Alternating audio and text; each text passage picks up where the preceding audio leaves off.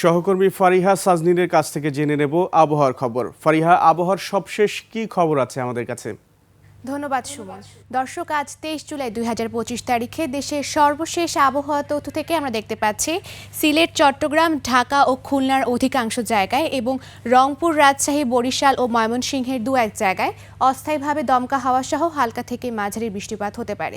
সেই সাথে দেশের কোনো কোনো জায়গায় মাঝারি থেকে ভারী বর্ষণ হওয়ারও সম্ভাবনা রয়েছে। জীবন অবাক না করলে কে করবে? 28% মিল্ক ফ্যাটের অবাক করার সাথে ফ্রেশ মিল্ক পাউডার। জীবন অবাক করুক প্রতিদিন। বর্তমানে মৌসুমী বায়ুটি ভারতের বিহার, ঝাড়খণ্ড ও বাংলাদেশের মধ্যাঞ্চল হয়ে আসাম পর্যন্ত বিস্তৃত রয়েছে, যা বাংলাদেশের উপর মোটামুটি সক্রিয় এবং উত্তর বঙ্গোপসাগরে মাঝারি অবস্থায় রয়েছে।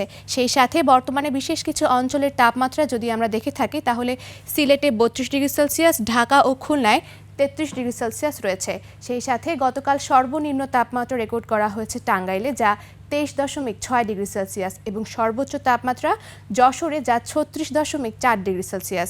গত 24 ঘন্টায় ঢাকার সর্বোচ্চ তাপমাত্রা ছিল 34 ডিগ্রি সেলসিয়াস এবং সর্বনিম্ন তাপমাত্রা 28.8 ডিগ্রি সেলসিয়াস। সেই সাথে আজ সারা দেশের দিন ও রাতের তাপমাত্রা প্রায় অপরিবর্তিত থাকতে পারে। বর্তমানে বিশেষ কিছু অঞ্চলের তাপমাত্রায় আমরা দেখতে পাচ্ছি চট্টগ্রামে বৃষ্টিপাতের প্রবণতা বেশি রয়েছে এবং আজ সূর্যাস্ত হবে সন্ধ্যা 6:46। দর্শক, এই ছিল আমাদের আজকের আবহাওয়ার তথ্য। ফিরে যাব সুমনের কাছে। সুমন। ফারিহা, আপনাকে ধন্যবাদ।